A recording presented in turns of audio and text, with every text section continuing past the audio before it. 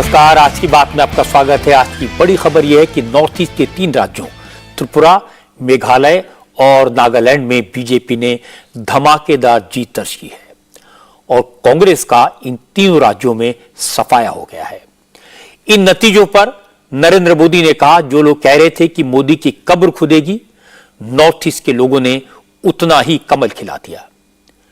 उन्होंने कहा कि जो लोग कह रहे थे मर जा मोदी, उनके जवाब में देश के लोगों ने कहा मत जा मोदी। आज जो चुनाव नतीजे आए उनमें त्रिपुरा और नागालैंड 2 राज्यों में बीजेपी को स्पष्ट बहुमत मिल गया है, जबकि मेघालय में हंग असेंबली है। लेकिन मेघालय में कोनराड संगमा के साथ मिलकर बीजेपी सरकार बनाएगी। क्योंकि 3 राज्यों में बीजेपी ने अच्छा प्रदर्शन किया है, इसलिए बीजेपी के नेता और कार्यकर्ता उत्साह में हैं। नॉर्थ ईस्ट से लेकर दिल्ली तक जश्न हो रहा है।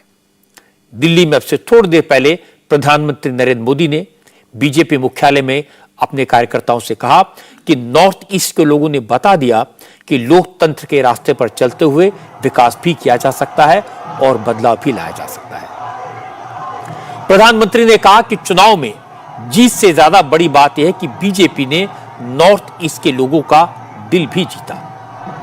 अब नॉर्थ ईस्ट के लोगों को लगता है कि अब दिल्ली दूर नहीं है, न नॉर्थ ईस्ट के दिलों से दूर है। मोदी ने कहा कि उन्हें तो इस बात पर हैरानी है कि नॉर्थ ईस्ट के चुनाव नतीजों के बाद अब तक किसी ने ईवीएम को गाली नहीं दी। मोदी ने यह बात इसलिए कही क्योंकि मेघालय, त्रिपुरा और नागालैंड में कांग्रेस करीब करीब खत्म हो गई। नागालैंड में तो कांग्रेस का खाता भी नहीं खुला, एक भी सीट नहीं जीत पाई। और दूसरी तरफ कांग्रेस को नॉर्थ ईस्ट से हताशा मिली है। लेकिन महाराष्ट्र और पश्चिम बंगाल में जो बाय इलेक्शन हुए उसके नतीजों से कांग्रेस को थोड़ी सी राहत मिली है। महाराष्ट्र में कांग्रेस बीजेपी की एक परंपरागत सीट जीतने में सफल हुई है। दूसरी सीट यहां पर बीजेपी ने जीत ली। लेकिन पश्चिम बंगाल में सागरदीघी सीट पर कांग्रेस ने तृणमूल कांग्रेस के उम्मीदवार को हराया। कांग्रेस बाय इलेक्शन के नतीजों को देश में बदलाव की शुरुआत बता रही है, जबकि नॉर्थ ईस्ट के 3 राज्यों में जीत को बीजेपी मोदी के मैजिक का सबूत बता रही है।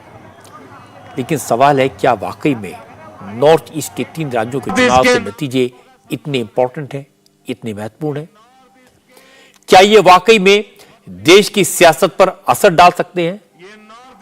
और सवाल यह भी है कि बाई इलेक्शन में जीत से कांग्रेस इतने उत्साह में क्यों आ गई? नॉर्थ ईस्ट में हार कांग्रेस के लिए चिंता की बात क्यों है? और नॉर्थ ईस्ट में ममता बनर्जी की एंट्री का मतलब क्या है? इन सारे सवालों पर चर्चा करेंगे आज की बात में। लेकिन सबसे पहले मैं आपको प्रधानमंत्री नरेंद्र मोदी की बात सुनाता हूं। मोदी ने कहा, जो लोग बीजेपी को हिंदी बेल्ट की पार्टी बताकर दुष्प्रचार करते थे, आज देश की जनता ने उन्हें जवाब दे दिया। आज नॉर्थ ईस्ट के लोगों ने बीजेपी को गले लगा लिया। आने वाले वक्त में केरल में भी बीजेपी की सरकार बनेगी। मोदी ने कहा कि अब तक यह फैलाया जाता था कि अल्पसंख्यक भाई, माइनॉरिटीज बीजेपी को वोट नहीं देते। लेकिन आज के चुनाव नतीजों ने साफ कर दिया कि देश के सभी वर्ग के लोग सबका साथ, सबका विकास के मंत्र का समर्थन करते हैं। आज नॉर्थ ईस्ट के नतीजों ने बीजेपी के खिलाफ वर्षों से चलाए जा रहे एक और प्रोपेगेंडा को भी ध्वस्त कर दिया है। आप सभी जानते हैं कि कुछ विरोधी दलों ने और उनके इकोसिस्टम ने हमेशा भाजपा पर एक लेबल चिपकाने की कोशिश की है। शुरुआत में बीजेपी को बनिया पार्टी कहा गया, हिंदी पट्टी की पार्टी कहा गया, फिर कहा गया कि बीजेपी सिर्फ शहरी मिडिल क्लास की पार्टी है और गांवों में कोई आधार नहीं है। समय के साथ इन सारे मिथकों को बीजेपी ने तोड़ दिया। लेकिन इसके साथ ही विरोधी दल ये कहने लगे कि आदिवासी क्षेत्रों में बीजेपी को उतना समर्थन नहीं है। पिछले 10 सालों में हमने इस भ्रम को भी तोड़ दिया है। आज देश का आदिवासी समाज ही नहीं, दलित और पिछड़े भी भाजपा के साथ है। अभी हमने गुजरात चुनाव में भी देखा है कि कैसे आदिवासी पट्टे में भाजपा को जबरदस्त जीत मिली है। साथियों, हमारे यहां बरसों तक माइनॉरिटीज को भी बीजेपी का डर दिखाया गया, देश विदेश में प्रोपेगेंडा चलाया गया, लेकिन अपप्रचार की इस झूठ की पोल गोवा के लोग खोलते रहे हैं। अब नॉर्थ ईस्ट के लोग भी इस झूठ की पोल खोलने में जुट गए हैं। नागालैंड और मेघालय में जहां बहुसंख्यक आबादी हमारे क्रिश्चियन भाई बहनों की है, वहां बीजेपी के लिए इतना जबरदस्त समर्थन लगातार बढ़ रहा है। वहीं नागालैंड में लगातार दूसरी बार हमें गठबंधन को आशीर्वाद मिला है। गोवा में भाजपा लगातार जीत पर जीत का रिकॉर्ड बना रही है। मैं जानता हूं जैसे जैसे कुछ दलों द्वारा फैलाए इस झूठ का पर्दाफाश होगा, वैसे वैसे भाजपा का और विस्तार होता जाएगा। माइनॉरिटीज के बाद नरेंद्र मोदी ने बात की बीजेपी की लगातार चुनावी जीत की और इसका राज बताया। मोदी ने कहा जब भी उनके विरोधी चुनाव हारते हैं तो ईवीएम का रोना रोते हैं, लेकिन आज वो पूरी दुनिया को बीजेपी की जीत का राज बताएंगे, फॉर्मूला समझाएंगे। मोदी ने कहा कि बीजेपी की जीत का फॉर्मूला त्रिवेणी में छिपा है और इसके बाद उन्होंने त्रिवेणी का मतलब समझाया। मुझे लगता है कि शायद अब तक मैंने देखा नहीं है कि ईवीएम पर कोई गाली पड़नी शुरू हुई है कि नहीं हुई है,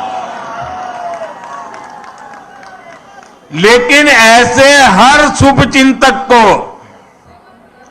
मैं बीजेपी की सफलता का रहस्य बताना चाहता हूं। भाजपा के विजय अभियान का रहस्य छिपा है त्रिवेणी में।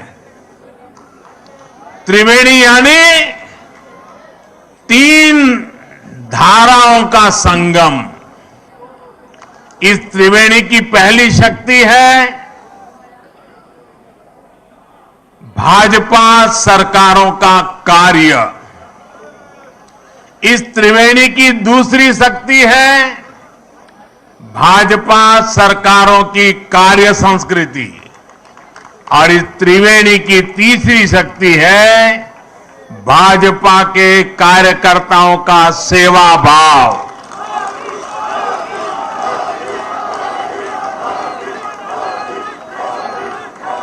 ये त्रिवेणी मिलकर भाजपा की शक्ति को 1+1+1 यानी 111 गुना बढ़ा देते हैं।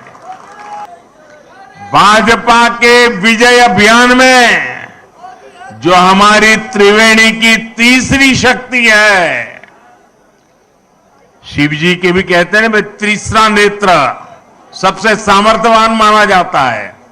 ये हमारी जो तीसरी शक्ति है, वो तीसरी शक्ति हमारे भाजपा के कार्यकर्ता है और मैं उनको बार बार नमन करता हूं। मोदी ने अपनी जीत का राज बताया और उसके बाद उन्होंने आम आदमी पार्टी और कांग्रेस के आलोचना करने वाले लोगों को अच्छी तरह धोया। मोदी ने याद दिलाया कि थोड़े दिन पहले आम आदमी पार्टी के कार्यकर्ताओं ने नारे लगाए थे मर जा मोदी। उन्होंने ये भी याद दिलाया कि कांग्रेस के नेताओं ने नारा लगाया था मोदी तेरी कब्र खुदेगी। आज मोदी ने इस तरह के नारों का, इस तरह के विचारों का जवाब दिया। ऐसे समय में जब कुछ लोग मोदी की कब्र खोदने की ख्वाहिश कर रहे हैं, जहां मौका पड़ता है कमल खिलता ही जा रहा है, खिलता ही जा रहा है।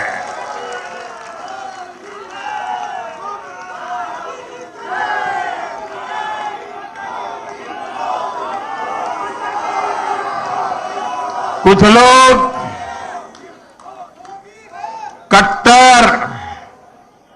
कट्टर की पहचान में लगे हुए हैं। वो हर काम बेईमानी भी कट्टरता से करते हैं। ये कट्टर लोग कहते हैं मर जा मोदी, वो कहते हैं मर जा मोदी। देश कह रहे हैं मत जा मोदी, मत जा मोदी, मत जा।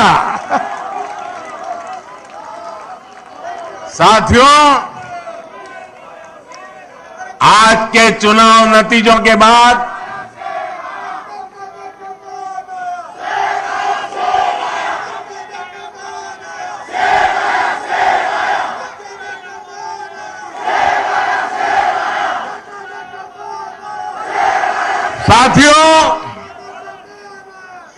आज के नतीजों के बाद कांग्रेस ने छोटों के प्रति अपनी नफरत को फिर से जग जाहिर कर दिया। कांग्रेस कह रही है और अध्यक्ष उनके कह रहे हैं कि ये तो छोटे राज्य हैं, इनके नतीजे उतना मायने नहीं रखते। जब दिल में ही भारत को जोड़ने की भावना ना हो तो ऐसे बोल निकलते ही है। ये इन राज्यों के लोगों का अपमान है, जनमत का अपमान है। छोटे राज्यों को इस तरह तिरस्कार की भावना से देखकर कांग्रेस बहुत बड़ी गलती कर रही है। इसी सोच की वजह से कांग्रेस ने हमेशा देश के गरीब को छोटा समझा, देश के दलित, पिछड़ों, आदिवासियों को छोटा समझा। कांग्रेस ने हमेशा संख्या बल को, वोट बैंक को देखते हुए राजनीति की है। यही मानसिकता है जिसने आजादी के बाद देश का बहुत बड़ा नुकसान किया है। आम आदमी पार्टी के कट्टर ईमानदारी के नारे और कांग्रेस के भारत जोड़ो के नारे की हवा निकालने के बाद, इन दोनों पार्टियों की धुलाई करने के बाद मोदी ने कहा, पहले नॉर्थ ईस्ट में चुनाव होते थे तो कोई ध्यान नहीं देता था, चर्चा होती थी तो वहां की हिंसा की। त्रिपुरा में तो जो पहले की सरकार थी, उस पार्टी के लोग दूसरी पार्टी के कार्यकर्ताओं को झंडा तक नहीं लगाने देते थे। अब फिजा बदली है, चुनाव शांतिपूर्ण तरीके से हो रहे हैं, अब हिंसा नहीं होती। एक समय था जब नॉर्थ ईस्ट में चुनाव होते थे, नतीजे आते थे तो दिल्ली में और देश के अन्य हिस्सों में उतनी चर्चा ही नहीं होती थी। जो चर्चा होती भी थी तो वो चुनावी हिंसा की होती थी, बम, बंदूक और ब्लॉकेड की चर्चा होती थी। त्रिपुरा में तो हाल ये था कि पहले एक पार्टी के अलावा किसी दूसरी पार्टी का झंडा तक नहीं लगाया जा सकता था, और अगर किसी ने लगाने की कोशिश की तो उसको लहूलुहान कर दिया जाता था। इस बार इन चुनावों में हमने कितना बड़ा परिवर्तन देखा है।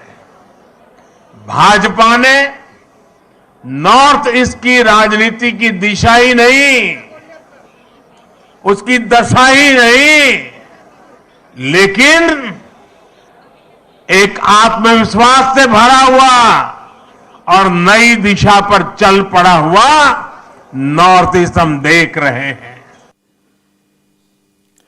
मौके पर चौका कैसे लगाना है यह मोदी से बेहतर कोई नहीं जानता।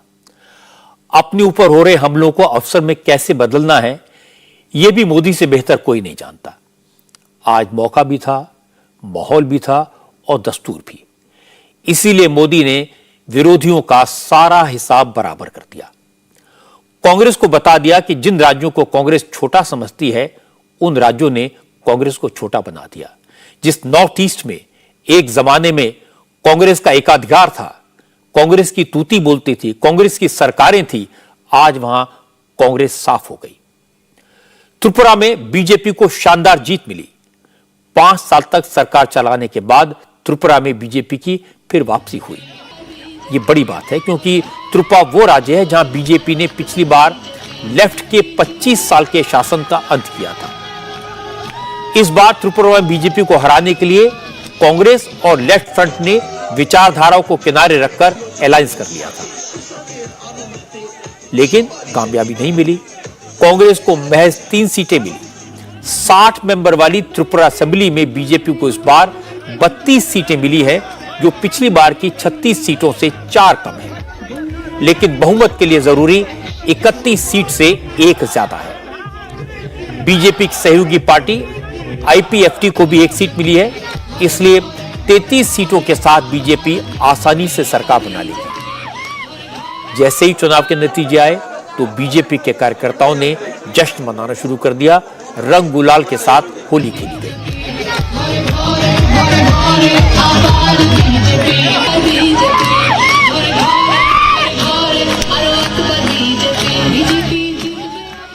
मुख्यमंत्री माणिक साहा, पूर्व मुख्यमंत्री बिप्लब देब, संबित पात्रा और बीजेपी के एमपी महेश शर्मा जैसे नेताओं ने एक दूसरे को मिठाई खिलाकर जीत का जश्न मनाया। ये सारे नेताओं ने इस चुनाव में जान लगाई थी। मुख्यमंत्री माणिक साहा ने अच्छी जीत दर्ज की है, लेकिन त्रिपुरा में बीजेपी के कुछ बड़े नेता चुनाव हार भी गए।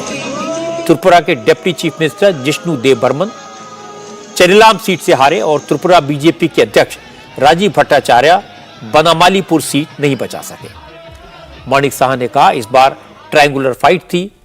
कई बार लोकल फैक्टर्स भी काम करते हैं, इसलिए नतीजे उम्मीद के मुताबिक नहीं मिल पाते।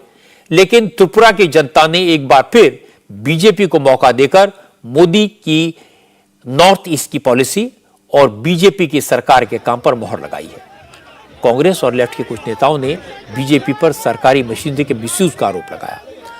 इस पर माणिक साहा ने कहा, अगर सरकारी मशीनरी का मिसयूज होता तो बीजेपी की सीटें कम नहीं होती, बड़े बड़े नेता न हारते। बहुत सारा कारण है, हो सकता है इसके विषय में तो हम लोग बात करेंगे। और इस तरह ट्रायंगल जो इस बार इलेक्शन हुआ ये भी तो नहीं हुआ, पहले 1 to 1 था, इस बार ट्रायंगल हो गया। तो इसीलिए इस चीज को लेकर हम लोग बैठेंगे, बात करेंगे, विश्लेषण करेंगे। लेफ्ट ने कहा कि बीजेपी ने पूरी मशीनरी लगा दी, टॉप लीडरशिप से लेके सबको यहाँ पर मैदान में उतार दिया, क्या कहेंगे? ऐसा नहीं होता है, इनको मालूम है, वो खुद ही बोले हैं बहुत अच्छी तरह से। त्रिपुरा में पहले दफा इस तरह इलेक्शन हुआ और तब ये लोग कांग्रेचुलेशन दिए थे, और हारने के बाद मैं कल ही बताए थे, जब हारने के बाद फिर वो दूसरा कुछ बोलेंगे तो मशीनरीज का क्या सवाल है? जो नॉर्मल है हम क्यों मशीनरीज उसमें लगाएंगे?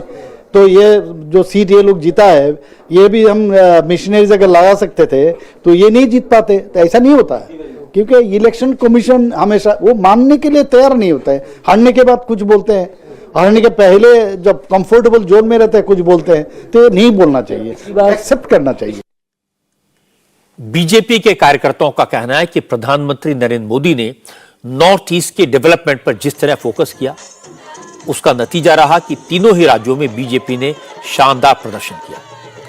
2017 के बाद से मोदी 47 बार नॉर्थ ईस्ट जा चुके हैं। चुनाव के पहले भी उन्होंने त्रिपुरा, नागालैंड और मेघालय में 3 बड़ी रैलियां की। इसके बाद इलेक्शन कैंपेन के लिए गए। नॉर्थ ईस्ट के 8 राज्यों में हर 15 दिन में कोई ना कोई सेंट्रल मिनिस्टर जरूर जाता है। मोदी सरकार ने इन राज्यों के लिए बजट बढ़ाया है। यही वजह है कि बीजेपी के कार्यकर्ताओं में उत्साह है। उनका कहना है कि डबल इंजन के सरकार की वजह से उन्हें लगातार जीत मिल रही है। ये होली से पहले ही आप लोगों ने होली खेलनी शुरू? खेल तो दिया, हम लोग तो आगे है इसीलिए तो कर लिया। सारा रात भर के खेलूंगी आज। गाना होगा, खाना होगा, मस्ती होगा, सब चलेगा। हम लोग तो कल से ही कर लिया। मोदी है तो मुमकिन है। हम इतना एक्साइटेड है कि मोदी जी 5 वर्ष के लिए हमारा त्रिपुरा में प्रतिष्ठा हो गया है। हम बहुत ही खुश है। दूसरी बार त्रिपुरा में बीजेपी सरकार आई हुआ है। 25 वर्ष का जो झूठ था ना, कांग्रेस और सीपीएम था हम लोगों का विरोधी, वो लोग झूठ करके की मतलब 2 तबड़ पार्टी झूठ करके भी हम लोगों को हरा नहीं सका है। उस विश्वास के ऊपर हम लोग बोलते हैं कि हम लोग काम ऐसा करेंगे, क्योंकि हम लोगों का जो जेपी नड्डा जी है उन्होंने बोला था जो हम करते हैं वो हम करते हैं, और जो हम नहीं कहते हैं वो भी हम करते हैं। मैम ने चुनाव में मेहनत की, अब डांस में भी उतनी मेहनत की है। आज का लग रहा है मेहनत का फल मिल रहा है आपको कार्यकर्ताओं? जरूर। पहले मैं सारे राज्यवासी को शुभेच्छा और कांग्रेचुलेशन जनाती हूँ, क्योंकि बीजेपी गवर्नमेंट फिर प्रत्यावर्तन किया है। तो प्रत्यावर्तन ऐसे विरोधी से आना बहुत इजी है, लेकिन गवर्नमेंट ने जो काम करती है उसके बाद जो फिर आप गवर्नमेंट बना बहुत कठिन काम है, क्योंकि आप लोगों के लिए काम करना पड़ता है। त्रिपुरा में बीजेपी की जीत का उत्साह आपने देखा। अब मैं आपको नागालैंड का हाल बताता हूं। यहां बीजेपी और उसकी सहयोगी party national democratic progressive party को मेजॉरिटी मिली है। नागालैंड में बीजेपी को 12 जबकि एनडीपीपी को 25 सीटें मिली हैं। इसके अलावा एनडीए की सहयोगी रामदास अठावले की Republic party of India RPI को यहां 2 सीटें मिली हैं। इस तरह 60 मेंबर वाली असेंबली में बीजेपी, एनडीपीपी और आरपीआई को मिलाकर 39 एमएलए हो गए हैं। और यहां नेफ्यू रियो एक बार फिर मुख्यमंत्री पद की शपथ लेंगे। शरद पवार की पार्टी एनसीपी को भी नागालैंड में 7 सीटें मिली हैं, जबकि कांग्रेस नागालैंड में इस बार खाता भी नहीं खोल पाई। कांग्रेस का एक भी उम्मीदवार चुनाव नहीं जीत पाया। त्रिपुरा और नागालैंड में पिक्चर साफ है, क्लियर है, लेकिन मेघालय में मुख्यमंत्री कोनराड संगमा की पार्टी नेशनल पीपल्स पार्टी बहुमत से थोड़ा पीछे रह गई है।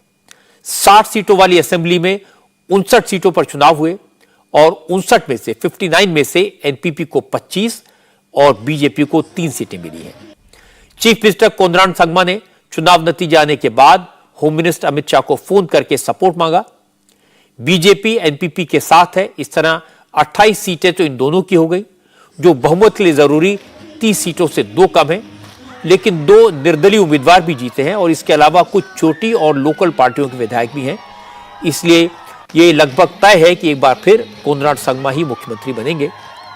मेघालय में भी कांग्रेस को झटका लगा। कांग्रेस को सिर्फ 5 सीटें मिल पाई, जबकि पिछले इलेक्शन में कांग्रेस के पास मेघालय में 21 सीटें थी। कांग्रेस को 16 सीटों का नुकसान हुआ और सबसे ज्यादा नुकसान पहुंचाया तृणमूल कांग्रेस ने। ममता बनर्जी की पार्टी ने मेघालय में अच्छा प्रदर्शन किया है। इस बार ममता की पार्टी को मेघालय में 5 सीटें मिली हैं। नॉर्थ ईस्ट में बीजेपी को मिली जीत प्रधानमंत्री नरेंद्र मोदी की दूरगामी रणनीति का नतीजा है। मोदी जब प्राइम मिनिस्टर बने थे उस वक्त नॉर्थ ईस्ट के किसी राज्य में बीजेपी की सरकार नहीं थी। 2003 में एक बार अरुणाचल में कुछ वक्त के लिए बीजेपी की सरकार बनी थी, लेकिन उसके बाद पूर्वोत्तर में बीजेपी का ज्यादा वजूद दिखाई नहीं देता था। 2014 में मोदी के प्रधानमंत्री बनने के बाद उन्होंने नॉर्थ ईस्ट पर काफी फोकस किया, नॉर्थ ईस्ट को देश की मुख्य धारा से जोड़ने का प्रयास किया। नतीजा यह हुआ कि पहले पूर्वोत्तर के सबसे बड़े राज्य असम में बीजेपी की सरकार बनी, फिर असम में बीजेपी दोबारा जीती, अब त्रिपुरा में भी बीजेपी ने दोबारा जीत दर्ज की है। इस वक्त नॉर्थ ईस्ट के 8 में से 6 राज्यों में बीजेपी या उसके सहयोगी दलों की सरकारें हैं और यह बड़ी बात है। कुछ लोग कह सकते हैं कि नॉर्थ ईस्ट के सारे राज्यों को मिला दें तो भी किसी बड़े राज्य का मुकाबला नहीं कर सकते, इसलिए पूर्वोत्तर में जीत और सरकार बनाने से कोई खास राजनीतिक फायदा नहीं होगा। लेकिन ऐसा नहीं है, मुझे लगता है फायदा होगा। एक तो बीजेपी हिंदी भाषी राज्यों की पार्टी की छवि से बाहर निकलेगी और दूसरी बात, नॉर्थ ईस्ट में लोकसभा की 25 सीटें हैं। अगर अगले लोकसभा चुनाव में किसी दूसरे राज्य में बीजेपी को थोड़ा बहुत नुकसान होता है तो इसकी भरपाई नॉर्थ ईस्ट से हो जाएगी। इसलिए त्रिपुरा, नागालैंड और मेघालय में बीजेपी की जीत के बड़े मायने हैं। लेकिन सवाल है कि नॉर्थ ईस्ट में कभी जबरदस्त पकड़ रखने वाली कांग्रेस का इतना बुरा हाल क्यों हुआ? तीनों राज्यों में कांग्रेस का सफाया क्यों हुआ? त्रिपुरा में तो कांग्रेस ने बीजेपी का मुकाबला करने के लिए अपने परंपरागत सियासी दुश्मन अलग विचारधारा के लेफ्ट फ्रंट से हाथ मिलाया, लेकिन फिर भी कांग्रेस की लुटिया डूब गई। कांग्रेस अपने साथ लेफ्ट को भी ले डूबी। Tripura indigenous regional progressive alliance यानी टिपरा कांग्रेस की हार की सबसे बड़ी वजह बनी। प्रद्योत देव बर्मन राजघराने से हैं, खानदानी कांग्रेसी हैं। प्रद्योत की मां विभू कुमारी कांग्रेस से 3 बार एमएलए रही, कांग्रेस की सरकार में मिनिस्टर रही। प्रद्योत के पिता किरीट विक्रम देव बर्मन कांग्रेस के टिकट पर 3 बार सांसद रहे। प्रद्योत खुद भी त्रिपुरा में कांग्रेस के अध्यक्ष रहे, लेकिन एनआरसी के मुद्दे पर उन्होंने कांग्रेस छोड़ दी। प्रद्योत एनआरसी के पक्ष में थे। उनका कहना था कि बांग्लादेशी घुसपैठ के कारण त्रिपुरा में यहां के मूल निवासी आदिवासी माइनॉरिटी में आ रहे हैं, इसलिए एनआरसी जरूरी है। प्रद्योत ने 2020 में कांग्रेस छोड़कर अपनी अलग पार्टी बनाई। प्रद्योत देव बर्मन ने आदिवासियों के लिए काम किया। उन्होंने त्रिपुरा के आदिवासियों के लिए अलग टिपरा लैंड का राज्य मांगा। त्रिपुरा में 20 सीटें आदिवासियों के लिए रिजर्व हैं। प्रद्योत देव बर्मन की पार्टी ने कुल 42 सीटों पर चुनाव लड़ा और 13 सीटों पर जीत हासिल की, जबकि कांग्रेस 3 सीटों पर सिमट कर रह गई। जीत के बाद प्रद्योत देव बर्मन ने कहा कि गांधी परिवार की नीयत तो अच्छी है, लेकिन राहुल गांधी ऐसे नेताओं से घिरे हुए हैं जिन्हें जमीनी राजनीति की समझ नहीं है, और जब तक गांधी परिवार खुद जमीन पर नहीं उतरेगा तब तक बीजेपी को हरा पाना नामुमकिन है। कोई अपना घर अपने मन से नहीं छोड़ता है, कभी कभी उनको बेइज्जत करके भी निकाला जाता है। आज मुझे भी खराब लगता है, लेकिन जिस पार्टी से मैं निकला हूं, जिस पार्टी में मेरे माँ जी थे, मेरे पिताजी थे, आज वो पार्टी सिर्फ 3 सीट है उनका त्रिपुरा में और मेरा 13 सीट है। तो कांग्रेस को भी अपने घर के अंदर देखकर झांककर इंट्रोस्पेक्शन करना चाहिए। कोई अपने मन मर्जी से अपना घर को छोड़ के नहीं जाता है, कभी कभी उनको बेइज्जत करके भी निकाला जाता है। गांधी परिवार बहुत अच्छा है, बहुत सोफिस्टिकेटेड है, they are very nice people. लेकिन जो उनका विरोध कर रहा है आज बीजेपी, जो विपक्ष है या जो रूलिंग में है, वो एक इलेक्शन विनिंग मशीन है। और अगर आपको बीजेपी से टक्कर लेना है तो आपको भी जमीन में आकर काम करना पड़ेगा। अनफॉर्चुनेटली कांग्रेस के जो टॉप लीडरशिप है, जो गांधी के इर्द गिर्द हैं, गांधी परिवार के, वो ग्राउंड में आकर फाइट नहीं कर रहे हैं। वो सिर्फ राहुल गांधी और प्रियंका गांधी के आमने सामने हैं। इसी के लिए उनको अच्छा और राइट फीडबैक नहीं मिल रहा है।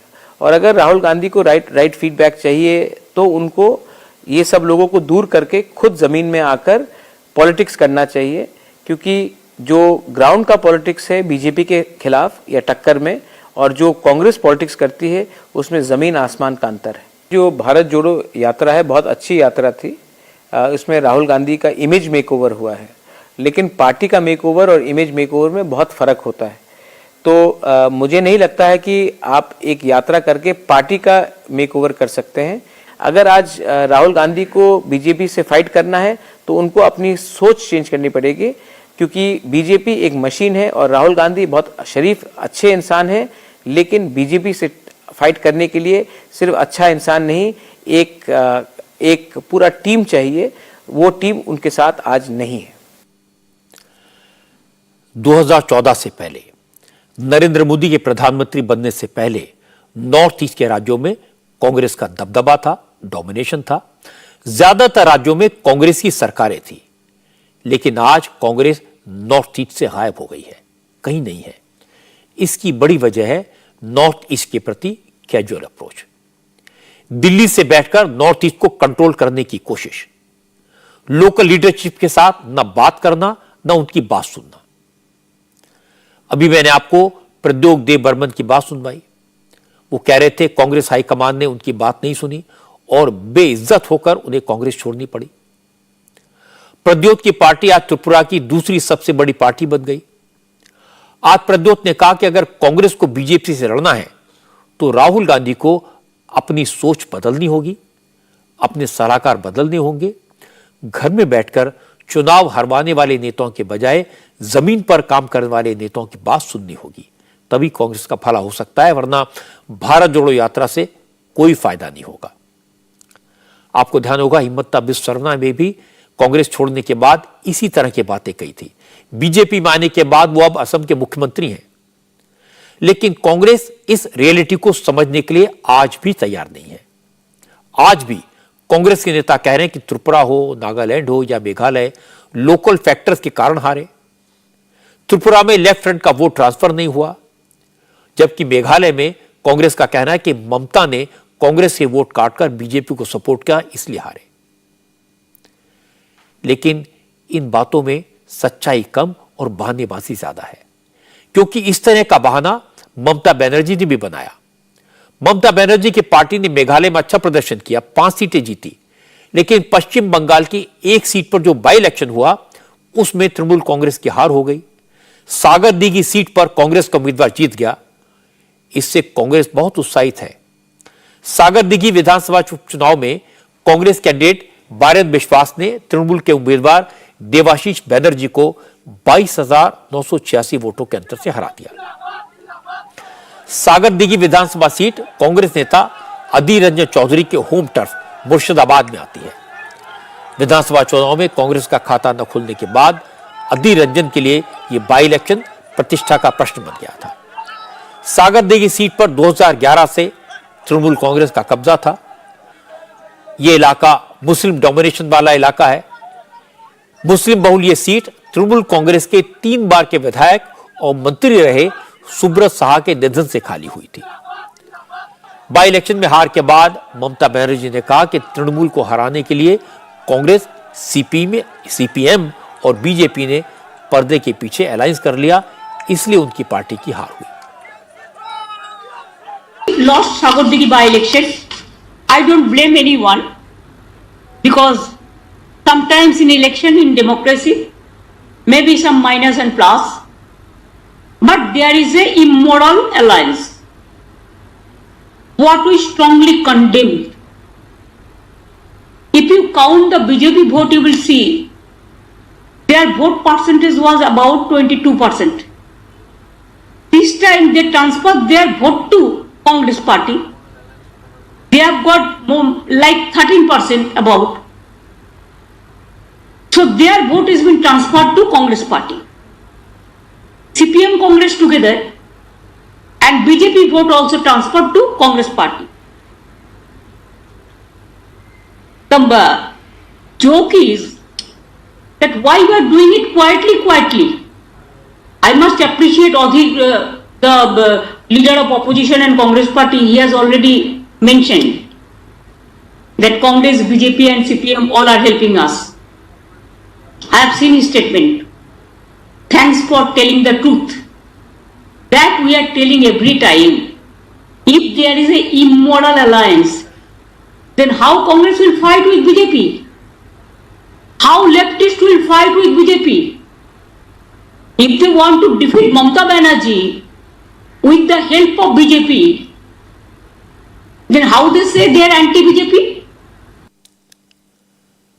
ममता बनर्जी ने कहा कि बीजेपी ने और लेफ्ट पार्टियों ने अपने वोट कांग्रेस को ट्रांसफर करवा दिए, इसलिए कांग्रेस का उम्मीदवार जीता। अधीर रंजन चौधरी ने तृणमूल कांग्रेस को जवाब दिया। उन्होंने कहा कि मैं आपको वजह बताता हूं, और वजह यह है कि टीएमसी ने मुसलमानों के साथ गद्दारी की है, उन्हें ठगा है, इसलिए इस बार मुसलमानों ने तृणमूल का साथ नहीं दिया और कांग्रेस जीत गई। सीपीएम बहु बड़ बड़ नेता এখানে প্রচারে এসেছে। सीपीएम के बड़े बड़े नेता यहां प्रचार में हैं। ये तो स्वाभाविक है कि लेफ्ट को कांग्रेस का समर्थन है। एक वर्ग ऐसा है जिसे लगता है कि राजनीति में सहजता की जरूरत है। उन्होंने गुंडागर्दी को नकारा है और हमें समर्थन दिया है। बीजेपी के कुछ वोटरों ने भी टीएमसी को हराने के लिए कांग्रेस को वोट दिया। मुर्शिदाबाद में पुलिस और टीएमसी के गठबंधन ने पावर और पैसे के दम पर कांग्रेस को खत्म करना चाहा था। यही वजह थी कि हम हार गए थे। उस वक्त मैंने कहा था कि कांग्रेस हार सकती है, लेकिन खत्म नहीं हो सकती। आज कांग्रेस हरा सकती है, भगा सकती है। हम लोग तृणमूल को हराएंगे और भगाएंगे। ममता की सरकार रहते हुए तृणमूल कांग्रेस का हारना ममता के लिए बड़ा झटका है, और तृणमूल कांग्रेस की सरकार के वक्त में कांग्रेस के लिए बाई इलेक्शन जीतना उतनी ही बड़ी बात है। इस जीत से कांग्रेस पश्चिम बंगाल असेंबली में कम से कम एक सीट हासिल कर सकी, क्योंकि पिछले विधानसभा चुनाव में कांग्रेस को 0 सीटें मिली थी। कांग्रेस के नेता इस बात से भी खुश हैं कि भले ही नॉर्थ ईस्ट के 3 राज्यों में शिकस्त मिली हो, लेकिन बंगाल में टीएमसी से और महाराष्ट्र में बीजेपी से एक सीट जीतने में उसे कामयाबी मिली है। महाराष्ट्र में 2 असेंबली सीटों पर बाय इलेक्शन हुए। छिंदवाड़ा सीट पर तो बीजेपी ने जीत हासिल कर ली, लेकिन पुणे की कस्बापेट सीट कांग्रेस ने जीती। ये दोनों सीटें बीजेपी के सिटिंग विधायकों के निधन से खाली हुई थी। कस्बापेट पर बीजेपी की हार हैरान करने वाली है, क्योंकि इस सीट पर 1995 के बाद से बीजेपी कभी नहीं हारी। 28 साल से यह सीट भारतीय जनता पार्टी के कब्जे में थी, लेकिन इस बाई इलेक्शन में कांग्रेस के रविंद्र धंगेकर ने करीब 11,000 वोटों के अंतर से यह सीट जीती है। खास बात है कि इस बाई इलेक्शन को महाविकास अघाड़ी के सारे दलों ने मिलकर लड़ा था। कांग्रेस के उम्मीदवार को एनसीपी और उद्धव ठाकरे गुट का सपोर्ट था, इसलिए कस्बापेट की जीत को महाविकास अघाड़ी के नेता बीजेपी की उल्टी गिनती की शुरुआत बताने लगे। नतीजे के बाद सबसे पहला रिएक्शन उद्धव ठाकरे का आया। उद्धव ने कहा कि कस्बापेट का चुनाव नतीजा बताता है, अगर सारे विरोधी दल मिलकर लड़ें तो बीजेपी को हराना मुश्किल नहीं है। कस्बापेट का रिजल्ट देश में परिवर्तन की शुरुआत है। बदलाव की शुरुआत हो रही है। बहुत सालों के बाद अगर कस्बा चुनाव क्षेत्र में जितने सारे रहने वाले मतदाता हैं वो उस एक प्रभाव से बाहर आ सकते हैं, तो अपना देश भी जरूर जल्दी बाहर आ जाएगा। जिस तरीके से अपने देश में कारोबार चल रहा है, जो अपने साथ है वो प्यारे है, जो नहीं है वो दुश्मन है। ये जो नीति लेकर आज की भाजपा चल रही है वो गलत है। अपने देश में पहले से कभी हुआ नहीं था, और इसलिए मैं मानता हूं कि कस्बा का जो एक परिणाम आया है, नतीजा आया है, वो पूरे देश में बदलाव की शुरुआत हो सकती है। इससे देश काफी बड़ा है और प्रयत्न तो होने चाहिए। 2 में से 1 सीट पर जीत से उत्साहित महाराष्ट्र कांग्रेस के अध्यक्ष नाना पटोले ने कहा, कस्बापेट में बीजेपी ने पूरी ताकत लगा दी थी, पावर और पैसे का बेजा इस्तेमाल किया, लेकिन फिर भी उसे हार मिली। बीजेपी के इस हार का असर महाराष्ट्र की सियासत पर दिखाई देगा। बीजेपी ने सत्ता का दुरुपयोग जिस तरह से किया, दहशत निर्माण कर तड़ीपार गुंडों को वहां जमा कर मंत्रियों के साथ तड़ीपार गुंडे घूम रहे थे। मंत्री के हाथ से पुलिस के योगदान से पैसे बांटने का काम वहां पे किया जा रहा था। कस्बा की जनता ने इनको जवाब देना शुरू किया, नहीं तो पूरे महाराष्ट्र में अब इनको जवाब मिलने वाला है। लास्ट इलेक्शन जो ग्रेजुएट मतदार संघ के हुए थे, टीचर मतदार संघ के, उसमें भी इनको जवाब मिल गया है। और इसलिए महाराष्ट्र में हमेशा शाहू फुले अम्बेडकर विचारधारा को मान्यता मिली है, और मुझे लगता है कि बीजेपी की अब रिटर्न वापसी शुरू हो चुकी है। बीजेपी के नेता भी कस्बापेट जैसी मजबूत सीट पर हार से परेशान हैं, चिंतित हैं। महाराष्ट्र में बीजेपी के अध्यक्ष चंद्रशेखर बावनकुले ने कहा कि गलत कैंडिडेट के सिलेक्शन के कारण हारे, लेकिन हार से परेशान नहीं होंगे, गलतियों को ठीक करेंगे और पूरी ताकत के साथ 2024 के चुनाव की तैयारी में जुट जाएंगे। कोई भी महाविकास आघाड़ी के नेताओं का श्रेय नहीं है, ये केवल उम्मीदवार के बाजू में थोड़ा जनता थी, ये मैं दावे के साथ कह सकता हूं, क्योंकि मैं 4 दिन था वहां प्रचार में। मैंने देखा है, थोड़े लोग बोल रहे थे कि 2 बार हार चुका है, कितने बार हारेगा, एक बार थोड़ा देखते हैं। हमने प्रयास किया, हमने पूरा प्रयास किया, हमने चुनाव की तरफ से तरीके से चुनाव लड़ा, बीजेपी जैसा चुनाव लड़ती वैसी चुनाव लड़ी, लेकिन हम थोड़ा कम रहे। लेकिन पूरे साल भर के अंदर हम उसका विचार करेंगे और 2024 में फिर जीतने की तैयारी करेंगे। आपने देखा, उद्धव ठाकरे और नाना पटोले दोनों ने कहा कि सब मिलकर लड़ें तो बीजेपी को हराया जा सकता है। लेकिन बीजेपी के नेता पूछ रहे हैं कि छिंदवाड़ा में भी तो महाविकास अघाड़ी के सब लोगों ने मिलकर चुनाव लड़ा था, एनसीपी के उम्मीदवार को कांग्रेस और उद्धव ठाकरे ने सपोर्ट किया था, फिर वहां बीजेपी को क्यों नहीं हरा पाए? इसका जवाब न उद्धव के पास है, न नाना पटोले और न जयंत पाटिल के पास। लेकिन फिर भी आज विरोधी दलों के नेता खुश नजर आए। इसकी वजह चुनाव नतीजे नहीं, चुनाव आयोग को लेकर सुप्रीम कोर्ट का फैसला है। अब मैं आपको बताता हूं इलेक्शन कमीशन को लेकर सुप्रीम कोर्ट के एक बड़े फैसले के बारे में। चुनाव आयोग में जो इलेक्शन कमिश्नर होते हैं उनकी अपॉइंटमेंट अब सिर्फ सरकार के हाथ में नहीं होगी। इलेक्शन कमिश्नर्स की अपॉइंटमेंट के लिए अब एक कमेटी बनाई गई है जिसमें प्राइम मिनिस्टर के अलावा चीफ जस्टिस ऑफ इंडिया और लोकसभा में विपक्ष के नेता होंगे। यह कमेटी प्रेसिडेंट ऑफ इंडिया को इलेक्शन कमिश्नर के नाम पर अपने सजेशंस देगी और फाइनल फैसला राष्ट्रपति करेंगे। Justice KM. जोसेफ की अध्यक्षता वाली 5 जजों की संविधान पीठ ने कहा कि निर्वाचन आयोग की सरकार की किसी भी दखलंदाजी से इंडिपेंडेंट रहना चाहिए, मुक्त रहना चाहिए। असल में 2018 में चुनाव आयुक्तों की नियुक्ति को लेकर सुप्रीम कोर्ट में कई जनहित याचिकाएं दायर की गई थी। सुप्रीम कोर्ट से इन पब्लिक इंटरेस्ट लिटिगेशन में अपील की गई थी कि इलेक्शन कमिश्नर्स की अपॉइंटमेंट का कोई प्रोसेस तय नहीं है, कोई कानून नहीं है, सरकार अपनी मर्जी से चुनाव आयुक्त नियुक्त कर देती है। इसकी वजह से चुनाव आयोग की निष्पक्षता पर सवाल उठते हैं। बेहतर होगा कि सीबीआई डायरेक्टर की तरह इलेक्शन कमिश्नर्स की नियुक्ति के लिए भी एक कमेटी बना दी जाए। इन सारी पिटीशन पर सुनवाई के लिए 5 जजों की कॉन्स्टिट्यूशनल बेंच बनाई गई। आज इसी कॉन्स्टिट्यूशन बेंच का फैसला आया। 5 जजों की संविधान पीठ में justice Ajay Rastogi, justice Aniruddha Bose, justice Hrishikesh Roy और जस्टिस सीटी रवि कुमार ने आम सहमति से फैसला दिया। जस्टिस रस्तोगी ने अपना फैसला अलग से लिखा। जस्टिस रस्तोगी ने यह भी कहा कि मुख्य निर्वाचन आयुक्त को हटाने की जो प्रक्रिया है उसी तरीके से अन्य निर्वाचन आयुक्तों को हटाया जाना चाहिए।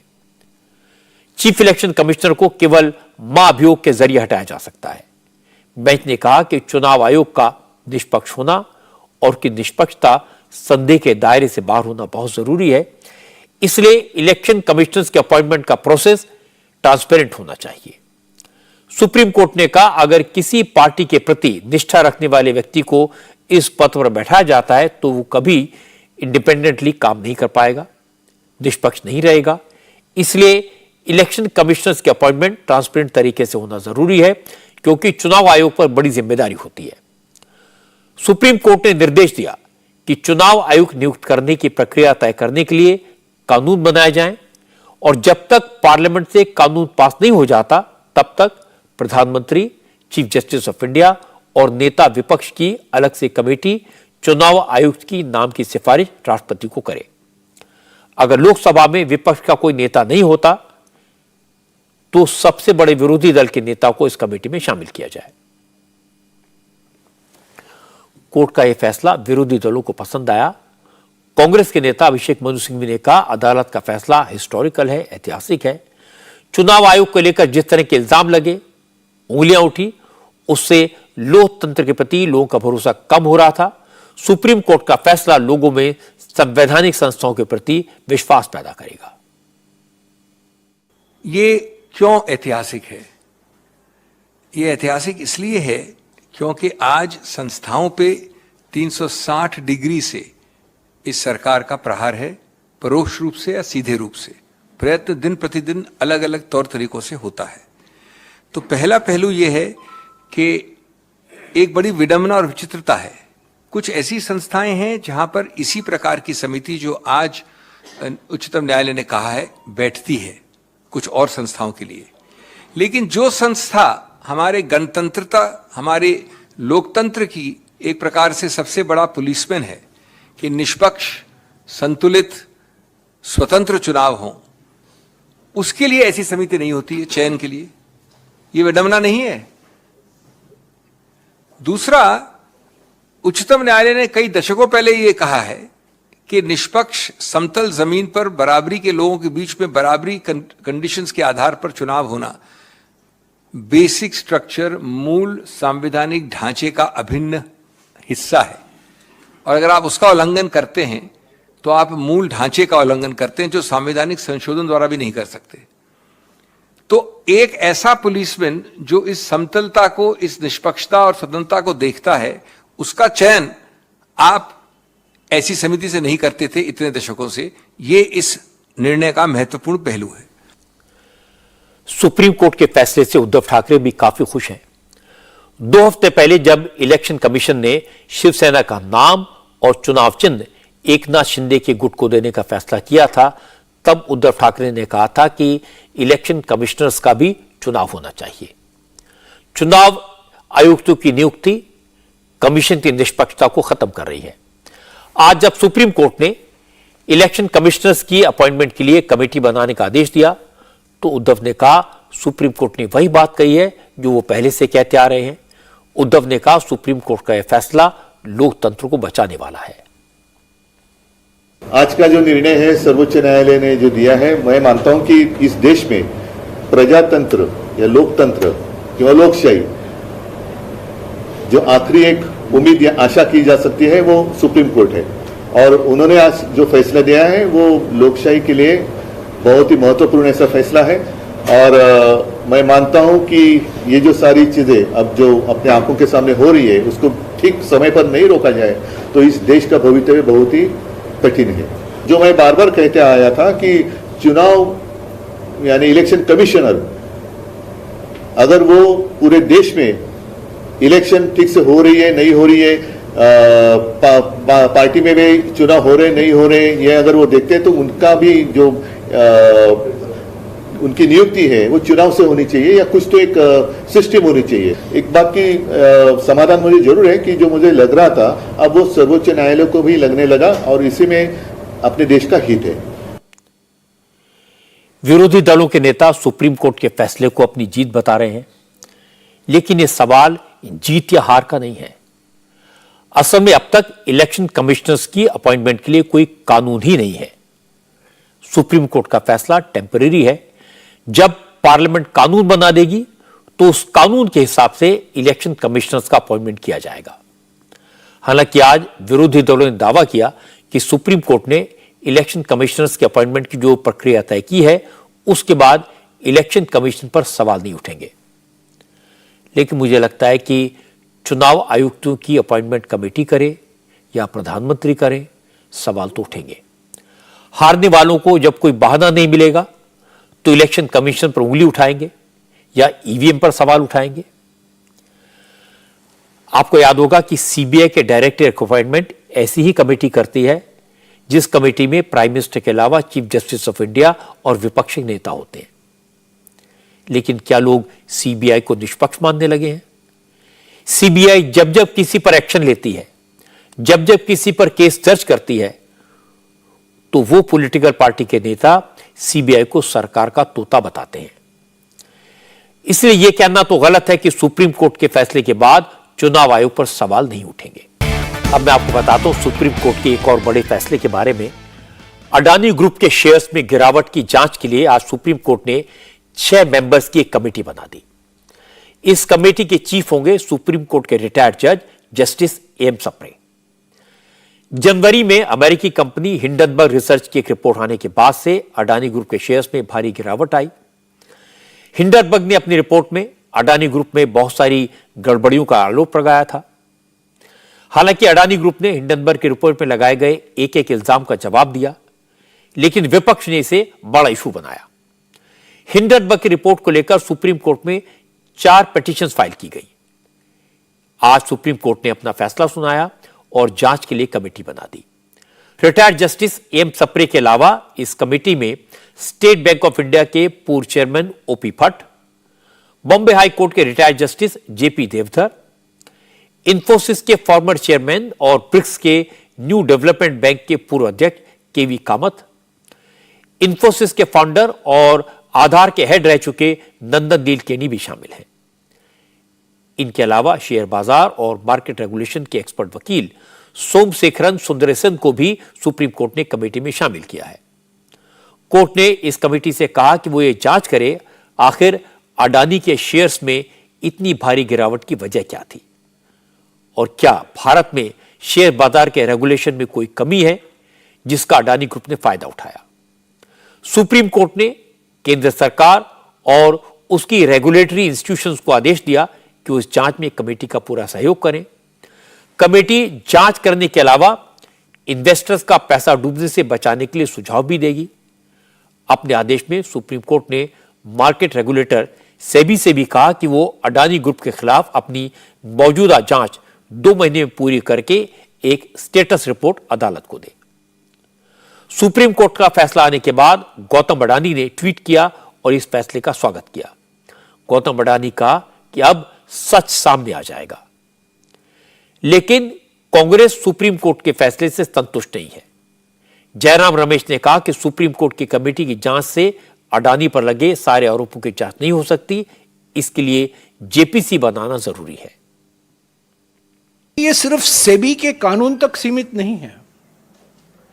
ये मामला ये नहीं है कि क्या सेबी के कानून का उल्लंघन हुआ है, नियमों का उल्लंघन हुआ है, पर इससे आगे भी बढ़कर अलग अलग मुद्दे हैं। तो ये समिति अपना काम करेगी, हमें कोई अपेक्षाएं नहीं है। यहाँ वहाँ कुछ नियम का उल्लंघन हुआ है, कोई कानून का उल्लंघन हुआ है, पर जो मोटे मुद्दे हैं जो हम रोज उठा रहे हैं, जो सांसद में हमारे नेता राहुल गांधी जी ने उठाया था लोकसभा में, जो एक्सपंज किया गया, जो हमारे नेता मल्लिकार्जुन खड़गे जी राज्यसभा में उठाए थे, जो एक्सपंज कराया गया, उन सवालों का जवाब सिर्फ जेपीसी के माध्यम से ही देश के सामने आ सकता है। विरोधी दल सुप्रीम कोर्ट के फैसले को अडानी ग्रुप के खिलाफ बताएं या अडानी इसका स्वागत करे, इसका कोई मतलब नहीं है। मतलब तो यह है कि जनता इसके बारे में क्या सोचती है और स्टॉक मार्केट पर इसका क्या इंपैक्ट हुआ। आज जो इंपैक्ट दिखाई दिया वो पॉजिटिव था। अडानी ग्रुप के ज्यादातर शेयर बढ़कर बंद हुए। ट्रेडिंग शुरू होने से पहले अडानी ग्रुप ने अपनी 4 कंपनियों के शेयर्स की ब्लॉक डील की। इसके बाद जब शेयर मार्केट खुला तो अडानी ग्रुप की कंपनियों के शेयर्स में उछाल देखा गया। आज की बढ़त के बाद अडानी की कंपनियों की मार्केट वैल्यू 33,634 करोड़ रुपए बढ़ गई। पिछले 3 दिन में अडानी ग्रुप की मार्केट कैपिटल 1,24,000 करोड़ रुपए बढ़ गई है। अब अडानी ग्रुप की मार्केट वैल्यू लगातार रिकवर कर रही है। ये इन्वेस्टर्स के लिए अच्छी खबर है। इंडिया टीवी हर वक्त हर जगह डाउनलोड करने के लिए सर्च करें India TV news Google play store या ऐप स्टोर पर।